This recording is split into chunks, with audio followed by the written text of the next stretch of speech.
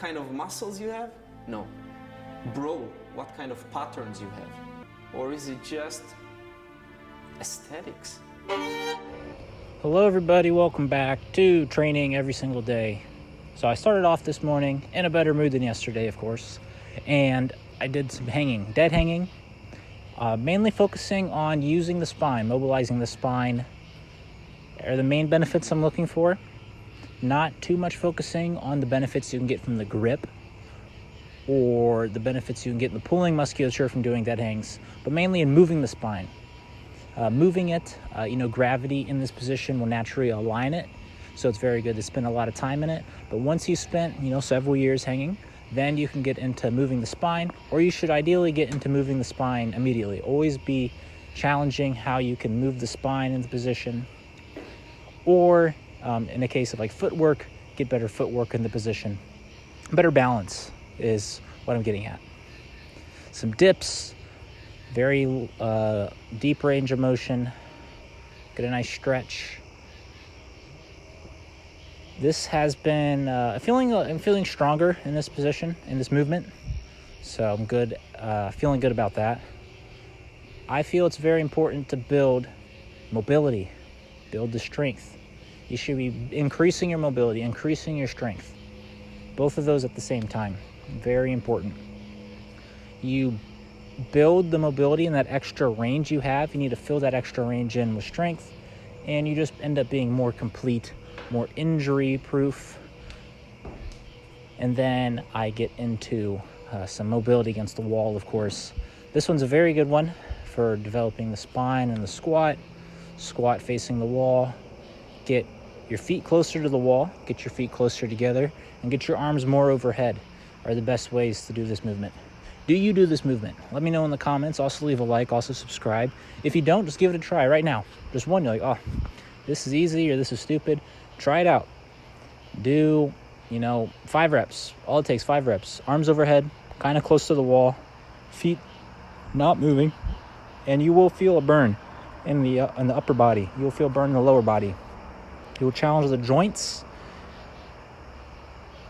Developing legs practice here. I've talked about it so many times. Doing diagonal stretches, double and single legged sissy squats, assisted sissy squats, and then, the single legged deadlift, body weight version are very good for developing the legs. If you spend a lot of time, you can put a lot of tension through them, develop, past those weak links, expose them to the chaos so they can, develop and you can be more complete. Then I go outside working some balances that I haven't done in quite a while. These used to be kind of the main focus of my training for a bit, but very recently, these I've lost a little bit of focus towards balancing. It's something I used to really enjoy, used to be a really huge focus, but it just becomes so challenging, and I've lost a lot of motivation and just having a lot more fun with mobility, building up the mobility. And that really goes to show how, your goals will change. And it's very important to develop generally. Unless, you should be aligned to some degree, but most people don't have that alignment so much in their physicality like an Olympic athlete or any kind of professional athlete who develops their entire being around one sport, one activity.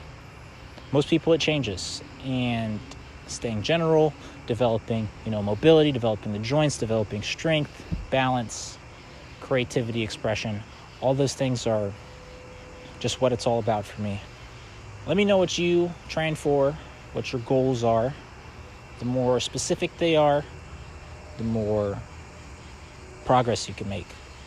My specific goals are fortifying, mobilizing all the joints, and then, developing creativity, complexity in the movements, of course. Doing some lowered walking. It's good at a certain time and place. You might want to give it a try. Lowered walking is pretty good for developing the lower legs and the soleus muscles. Fairly good. And after I go outside, I go back inside to do one more little session of hanging. This again, a very long dead hang. You can challenge the grip here. I do end up challenging the grip a little bit with the false grip, but I've been having so much fun developing the spine. And I feel the spine might, once I can fully unlock the spine and fully unlock the mobility, then I will probably then start to move towards some of these higher performance goals.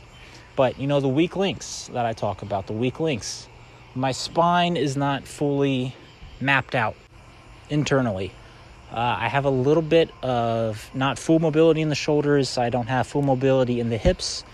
And once you get the complete, like, no weak links part, then it'll be much easier to specialize more freely and develop that kind of mastery level movements that people are after. But anyways, thanks for watching. Take care of yourself and take care of others.